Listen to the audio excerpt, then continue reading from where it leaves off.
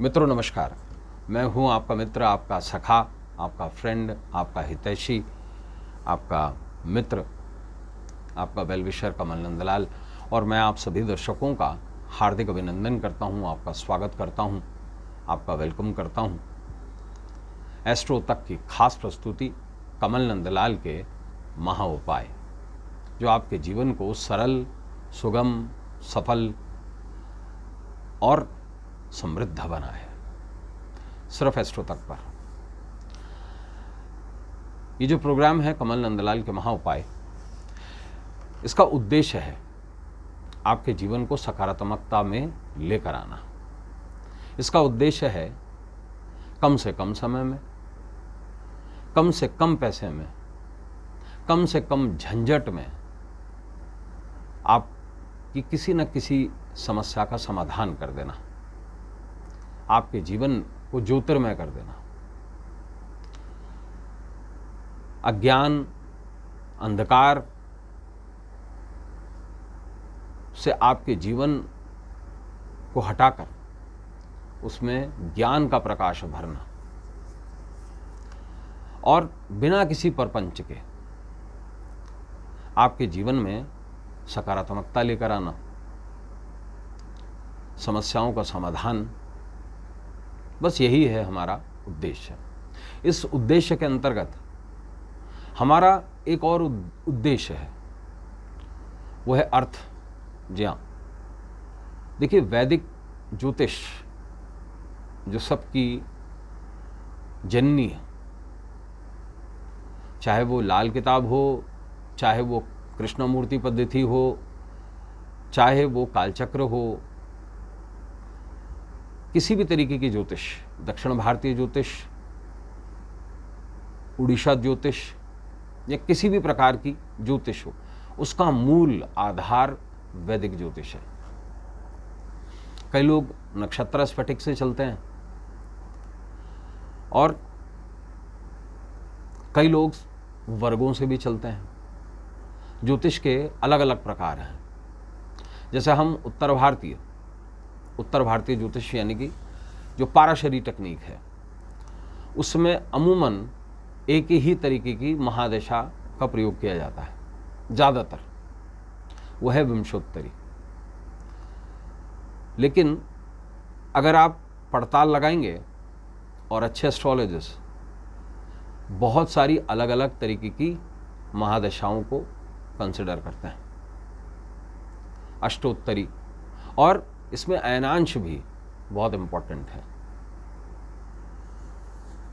और वैदिक एस्ट्रोलॉजी के जो उपाय होते हैं वो भारी भरकम होते हैं। उनका उद्देश्य मूलतः बड़ा होता है। तो आज का जो हमारा विशेष विषय है वो है अंगूर। कहावत तो सुनी होगी आपने, अंगूर खट्टे हैं। अब अंगूर क्यों खट्टे हैं और इसका क्या तात्पर्य निकालते हैं हम लोग?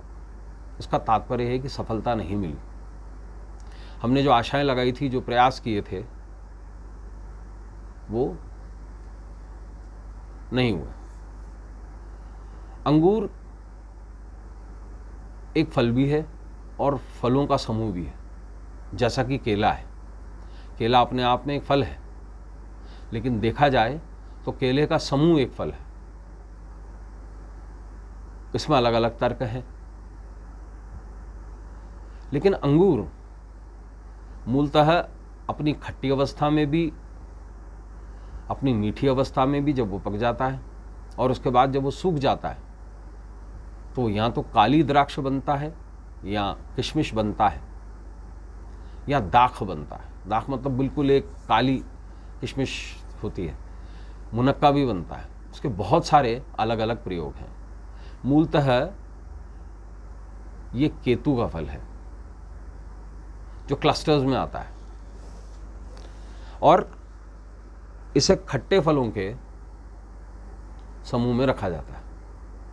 हालांकि मीठा भी हो जाता है, लेकिन मूलतः इसे अधीन किया गया है केतु के फलों में। हरे पीले का मिक्सचर है ना। और सबसे बड़ी बात कि इसका फर्मेंटेशन शराब भी क्रिएट होती है। तो इसके इतने प्रयोग हैं शास्त्रों में, और इसे मदिरा का मूल माना गया है। लेकिन फलों में इसका बहुत ज़्यादा महत्व है। मूलतः ये जो फल है बहुत सारी समस्याओं से मुक्ति दिलवा सकता है। और आपने देखा होगा सत्यनारायण की कथा में, हम किसी भी कथा में जहाँ पर फलारी रखते हैं अंगूर ज़रूर होता है। अमूमन पूरे साल पाया जाता है, सर्दियों में थोड़ा ज़्यादा पाया जाता है, लेकिन अमूमन पूरे साल पाया जाता है। और इसे 5 सबसे विशेष फलों में जगह प्राप्त है।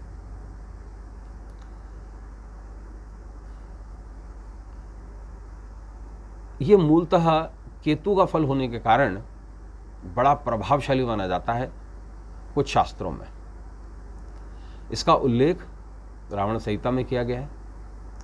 इसका उल्लेख बहुत सारे शाबर से संबंधित और तंत्र से संबंधित शास्त्रों में किया गया है। लेकिन इसके उपाय वैदिक एस्ट्रोलॉजी में नहीं है। वैदिक एस्ट्रोलॉजी में तो कोई उपाय ज़्यादा है नहीं।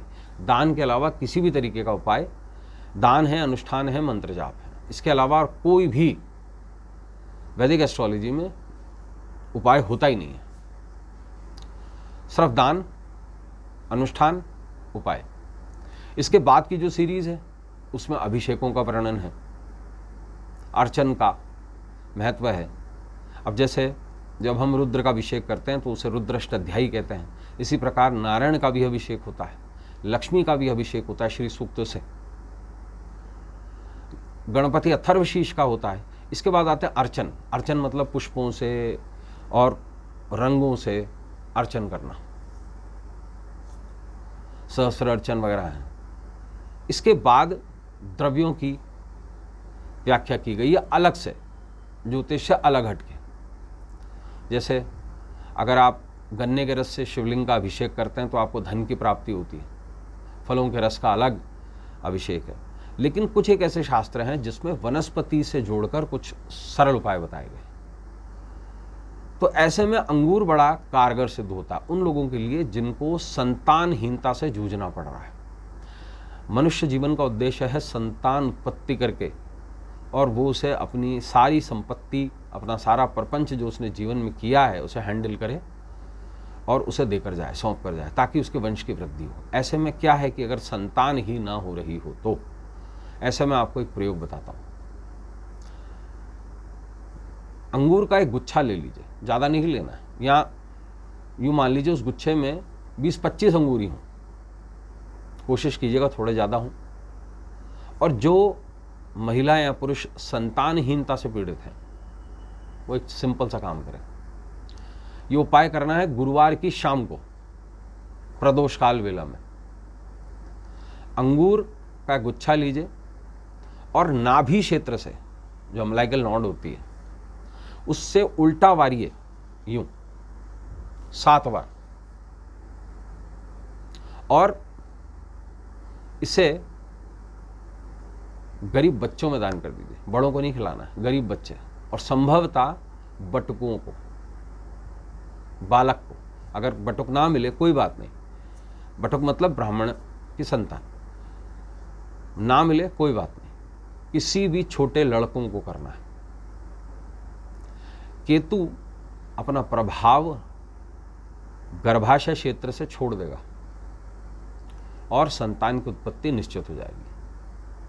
और इसे पूरे साल भर कीजिए, जितने भी गुरुवार आते हैं प्रदोष काल वेला में। आप देखेंगे साल भर के बाद में ईश्वर ने चाहा तो आपको ज़रूर खुशखबरी मिलेगी। तो दोस्तों आज के लिए बस इतना ही, कल आपसे फिर मुलाकात होगी। इजाज़त दीजिए, नमस्कार, नमः शिवाय। अगर आप मुझसे जुड़ करके अपनी समस्याओं का समाधान चाहते हैं और चाहते हैं कि आपकी समस्याओं को ज्योतिष के माध्यम से सुलझाया जाए, तो आप हमसे संपर्क कर सकते हैं, जुड़ सकते हैं एस्ट्रो तक पर।